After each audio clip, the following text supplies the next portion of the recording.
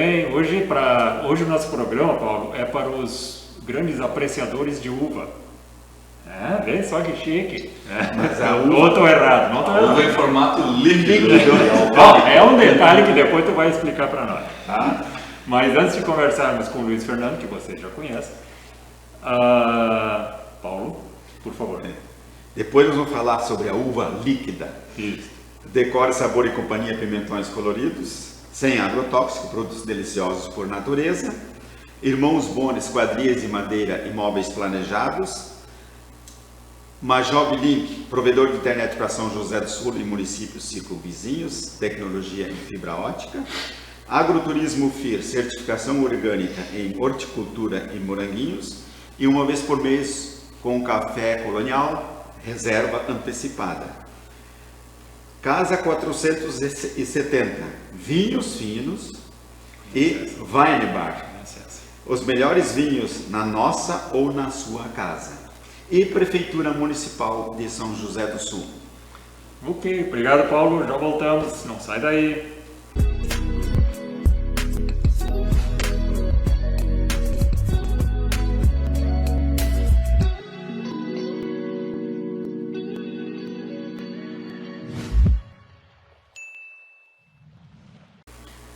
Pois muito bem. Como é que é essa história de uva líquida? Uva líquida, né? Então, Luiz Fernando, obrigado pela presença de novo aqui no nosso prazer programa. estar aqui com vocês. Vamos lá. Falando mais um pouco sobre esse universo maravilhoso, que é o universo do vinho, né? Onde temos hoje, vamos falar um pouco da derivação, né? O normal, que nós mais conhecemos, né, desse líquido a partir da uva é o vinho. Mas temos também, né, essa parte maravilhosa aí que são as espumantes, né? E muitos questionam, o que é espumante, né? Qual a diferença dela para um vinho, né? A espumante, na verdade, é um vinho que já está pronto e que ganha uma segunda fermentação. Então seria um vinho mais puro?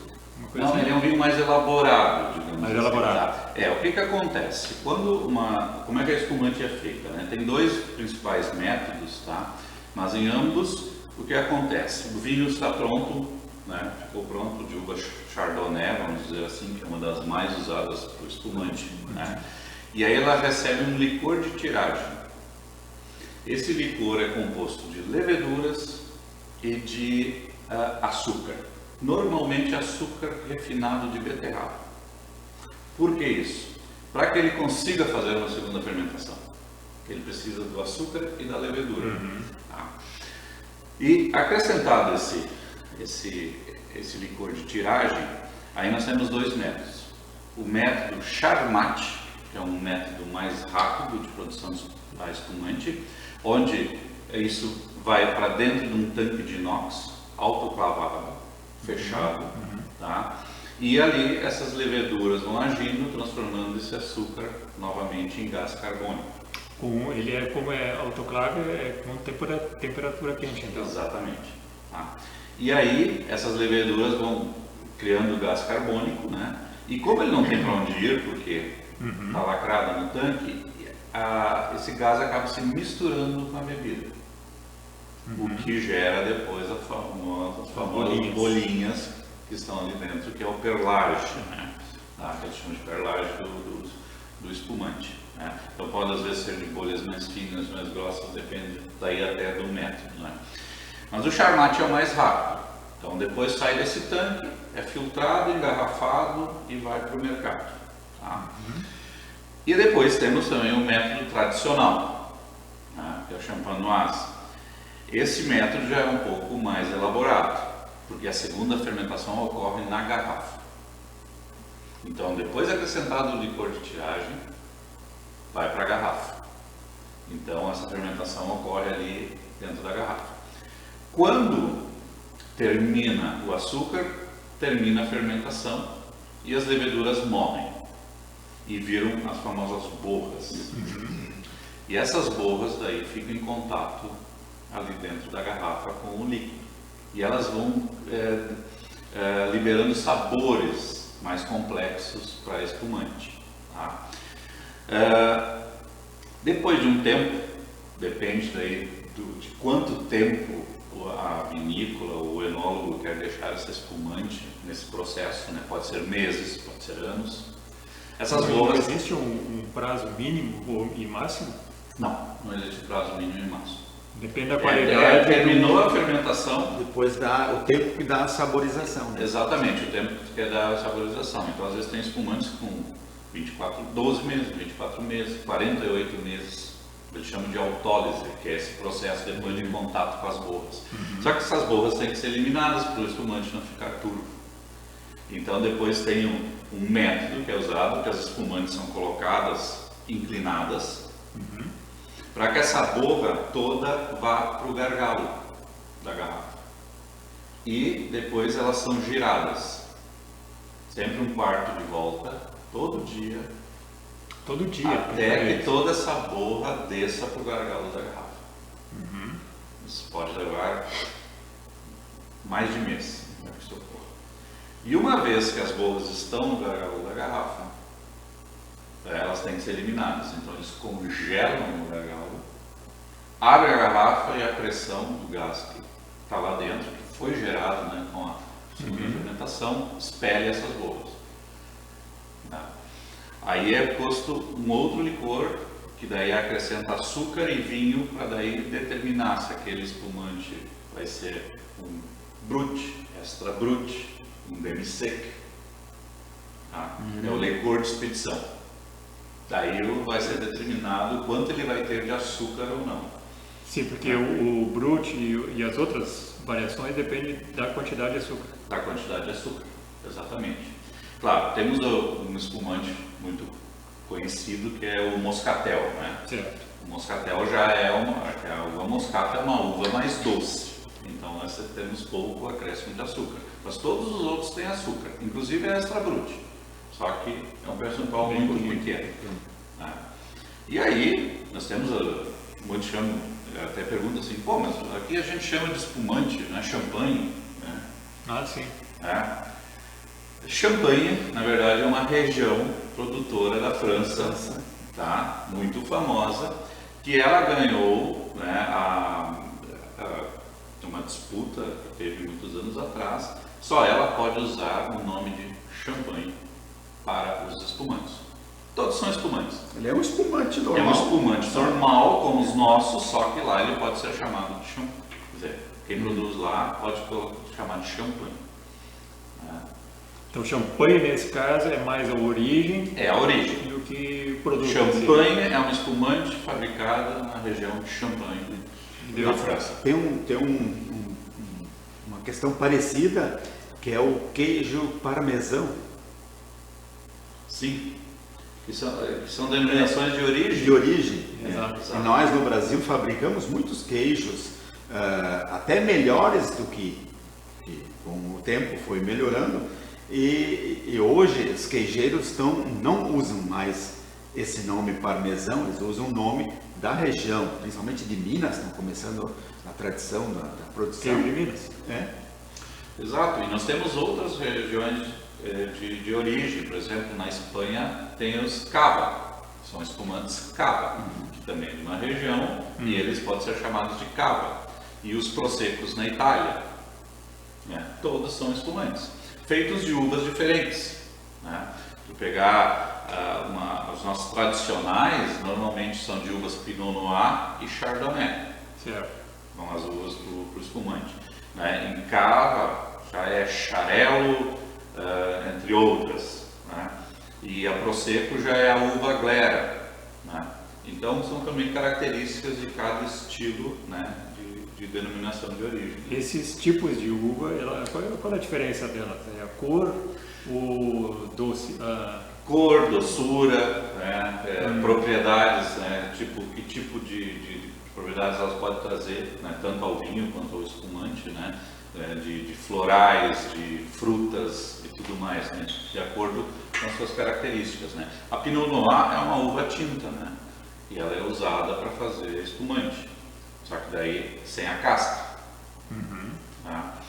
Então, porque tu pode fazer vinho branco, a partir de uvas tintas, desse não tem a casca. O que dá cor ao vinho é a casca. É a carne. Sim, porque a uva ali dentro é a Exato. carne, é o carne, né? Um espumante rosé ou um vinho rosé, ele nada mais é do que a uva tinta, onde as cascas ficaram poucas horas em contato com o suco de uva, né? Que é o que vai virar o vinho, né? Certo. Então eles deixam umas horas e tiram, daí fica aquela cor rosada. Né? E aí tem champanhes ou espumantes no caso, né? Daqui a pouco tu vai ver às vezes escrito Blanc de Blancs. Blanc de Blancs quer dizer que é uma espumante branca feita só com uvas brancas. Aí tem a Blanc de Noir. Noir é escuro em francês. Quer dizer que é uma espumante branca feita com uvas tintas. Né? São detalhes. Né? Aqui na nossa serra, o método mais usado até é o tradicional. Né? Então, onde tem esse processo de autólise. Por isso que nós temos espumantes realmente excepcionais. Elas disputam tranquilamente com as melhores espumantes europeias e francesas. Nós temos muita qualidade nos nossos espumantes. Tá? Só que não é tão glamuroso, né? Tão valorizado, né? É sempre mais legal. Estou abrindo uma Veuve Clicquot, né? Famosa, né? Uma Moët Chandon, né? Mas temos aqui exemplares que Briga de igual para igual. de igual para igual, sem sombra Igual de para dúvida. igual no sabor, mas não no preço. Não, no preço, né? Preços bons também, mas muito inferiores ao que você paga por uma espumante dessas Não francesas. importar, né? Importada. Então vale a pena ir na nossa serra aqui, né, para apreciar os nossos espumantes. Eles Sim, são mas antes de muito chegar bons. na serra para apreciar os espumantes, passa ali na Pode casa passar na 470. 470 também tem. Exatamente. Isso tu tens tudo lá. Vinho, espumante. Vinho espumante. Hoje nós estamos com mais de 420 rótulos entre vinhos brancos, tintos, rosés e espumantes. Olha aí. É uma variedade bem grande para apreciar. Né? Então, é um universo agora, chega final do ano, datas comemorativas, a espumante ela é boa para ser tomada só numa comemoração, assim como harmonizando com sobremesas, né? A moscatel é uma espumante muito boa para harmonizar com sobremesas, ela é doce, né? Mas para qualquer momento, né? Inclusive. E quem nos está assistindo, como é que pode adquirir de vocês? Só entrar no nosso site lá, da Casa 470, pode fazer o pedido por lá ou passar na nossa loja ali, né? A rodovia. Subir na serra. Exatamente, abrimos de quarta a sábado a partir das 16 horas. Mas durante Desculpa, de quinta a sábado a partir das 16 horas. vocês têm entrega? Temos entrega. Então, quem pedir lá pelo site ou pelo WhatsApp, nós combinamos a entrega. Podia dar o endereço, é bom? O endereço é ali, é BR 470. Não, e o... Não, o site. O site. Claro.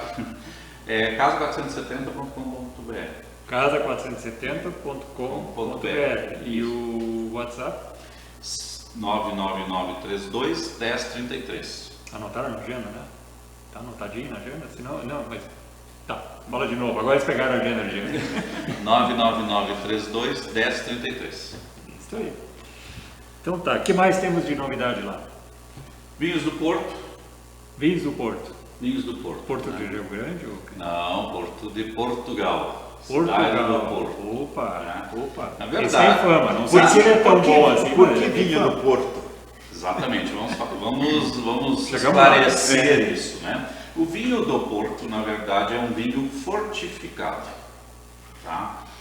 É um vinho que, o que acontece com ele? Durante o processo de fermentação, é feito o processo de fortificação dele. Tá? Como é que isso acontece? Com a adição de álcool vínico. Álcool, vinho. Vínico. Aham. Graça. Grapa. Grapa, exatamente. Tá? É a cachaça do vinho. É a cachaça do vinho. Tá? Então, isso depende de cada enólogo, dependendo do tipo de vinho que ele está querendo fazer, né, fortificado. O que acontece?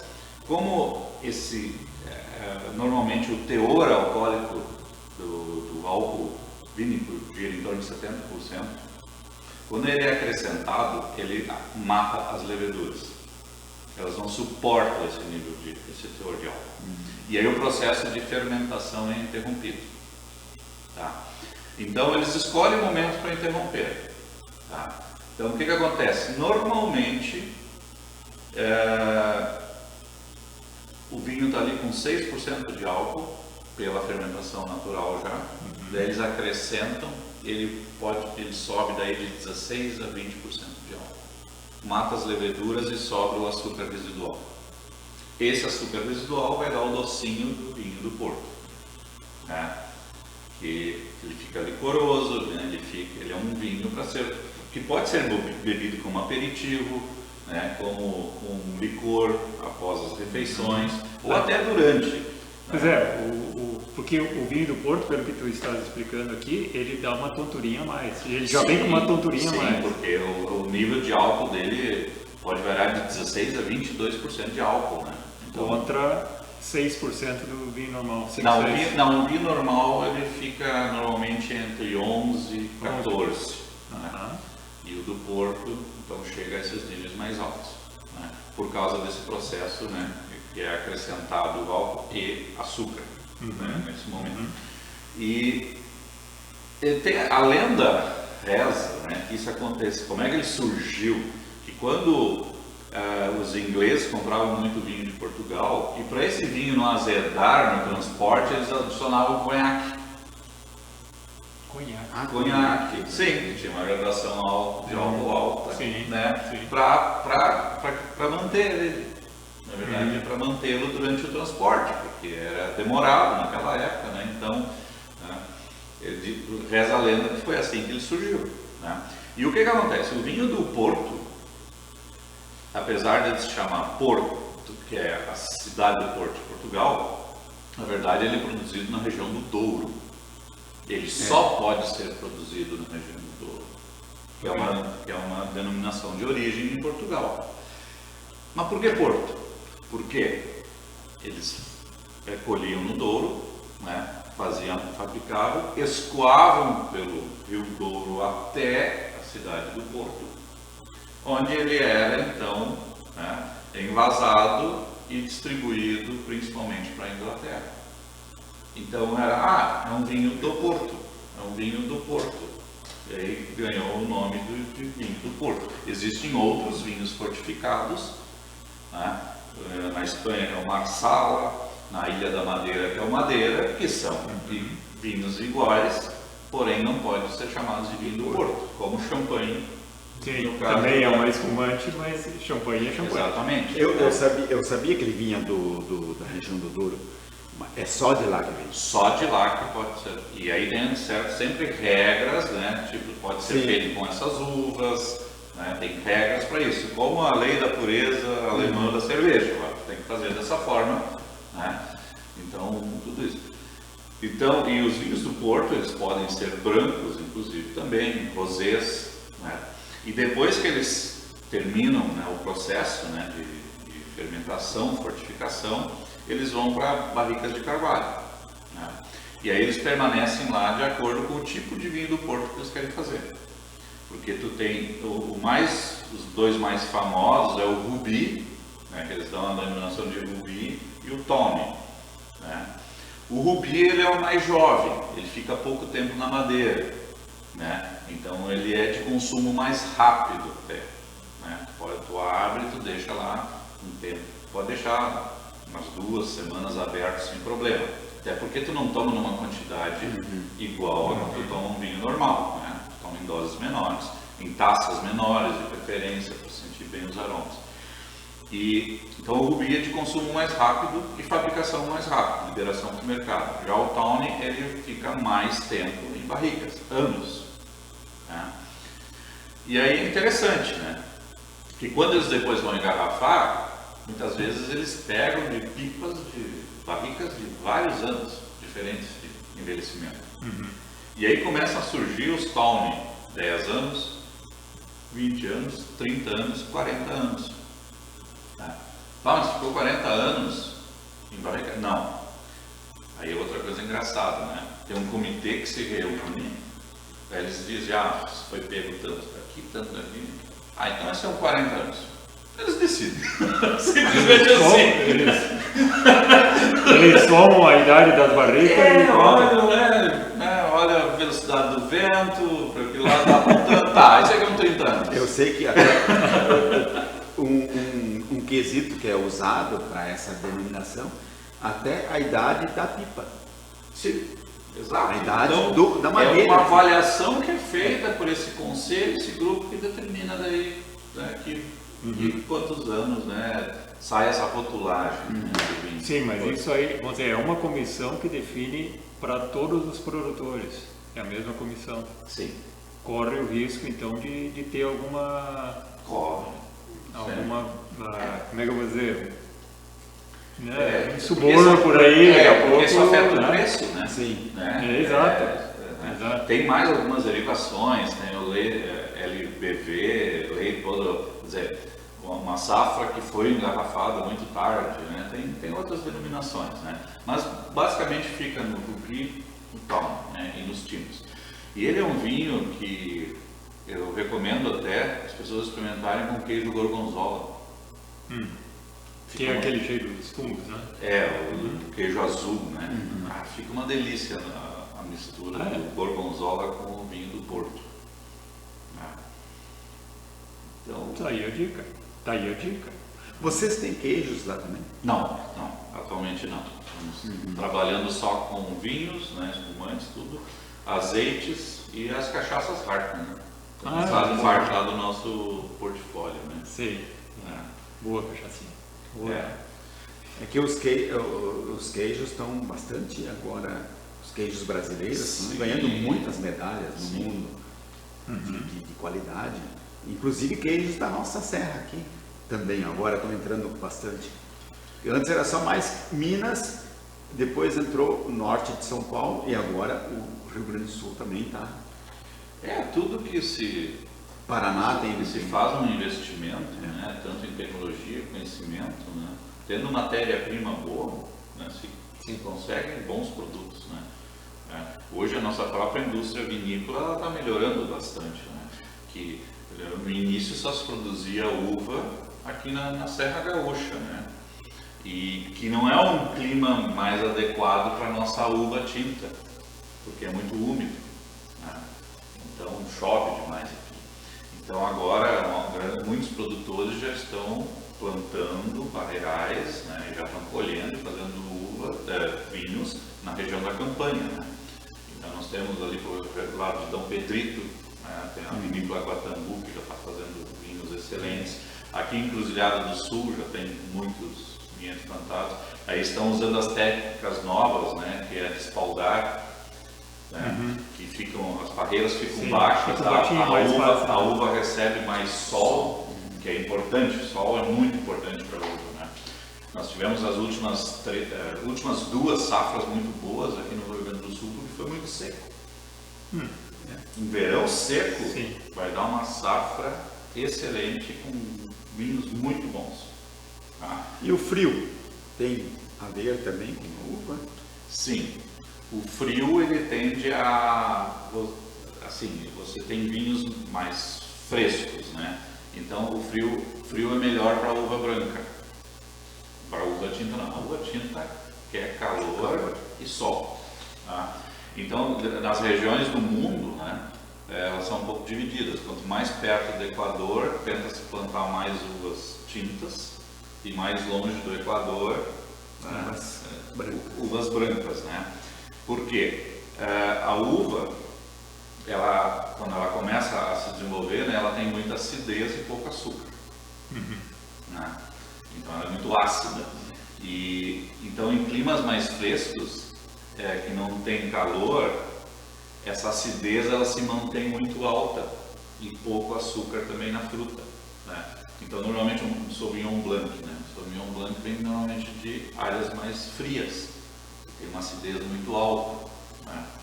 E isso tudo é um mundo vasto, porque o próprio enólogo pode definir assim, se ele fizer uma colheita antecipada numa certa uva, ele vai pegar essa uva com mais acidez. menos açúcar, tá certo? Porque ele quer daqui a pouco desenvolver um vinho diferente, né? Então é muito legal tudo isso. Tudo é uma ciência. Eu vejo às vezes o pessoal, eu acompanho muitos programas de vinho. És um apreciador de vinho. Não sou tanto, eu sou mais curioso, né? Sim. Eu gosto. Colhem a uva praticamente murcha, cara. Sim, isso aí são os colheita tardia. Normalmente são feitos, né? E tem até a podridão nobre que eles chamam, né? Os vinhos de Sauternes na França, eles são vinhos de sobremesa. Eles são muito doces. E ele é feito de uvas pacificadas, tá?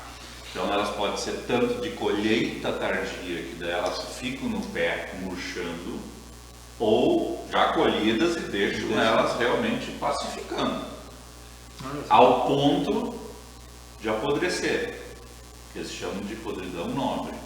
Chega muito perto. Então às vezes assim, mas isso aqui tem pessoas que não suportam esses vinhos, porque eles estão muito perto realmente da podridão da uva, né? É uma linha muito tênue, né? Mas são vinhos caríssimos, às vezes, né? Feitos em Sauternes, né? E são todos estão de colheita tardia. Então se faz também vinho tinto com esse processo, que é o apaciamento, que eles chamam, é uma técnica italiana, que é da uva começar a virar uva passa. Ela aumenta o Teor de açúcar, mais açúcar, mais álcool, né? E esses vinhos normalmente até são mais caros, né? Porque tu precisa de muito mais quilos de uva para fazer a mesma quantidade de líquido, né? Tá? Tu precisa mais que o dobro de uvas para fazer uma garrafa de vinho, uma garrafa tradicional. Sim, ela já perdeu muito líquido. Ela perdeu muito líquido, né? Assim como na Alemanha tem os famosos Eiswein, que são vinhos feitos de uvas colhidas congeladas. Como assim, colher? Eles colhem e... Ela está congelada do frio, então elas são colhidas durante a noite, na madrugada, congeladas, e o vinho é feito dessas uvas congeladas, né? São os famosos Eiswein. Né? Aqui no Brasil já tem fabricante, São Joaquim. Sim. São Joaquim, é um clima adequado. São Joaquim tem um produtor que tem uma vinícola e ele faz. Sai de madrugada para colher. Então tem de tudo, né? Tem de tudo, né? Então cada região do mundo que tu plantar a mesma uva, vai dar vinhos diferentes.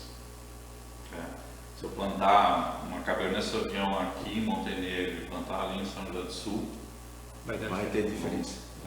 É um Cabernet Sauvignon com suas características principais, mas vai ter variações de tudo que é tipo, né? Nos sabores secundários, terciários, aromas também. É clima, é solo, é tudo. O famoso terroir, né? Eles chamam terroir essa mistura, né? de solo, clima, né? Regiões oceânicas, né? Às vezes o vento do mar, regiões mais salinas, né? Tem vinhos que são feitos do lado do deserto do Atacama, né? Que isso é o deserto de sal, né? Então são uvas que recebem essa característica salina. E fica bom. Fica. É mesmo? Tudo fica bom. Tudo fica bom, ele está Tudo sabendo fica Tudo fica bom, só ir na 470 e comprar lá. Não, tá certo. Luiz Fernando, nosso tempo está terminando. É uma pena, porque é uma aula, né? A conversa com ele é uma aula, né, Chico? Dá para falar por dias e dias, né, sobre o assunto.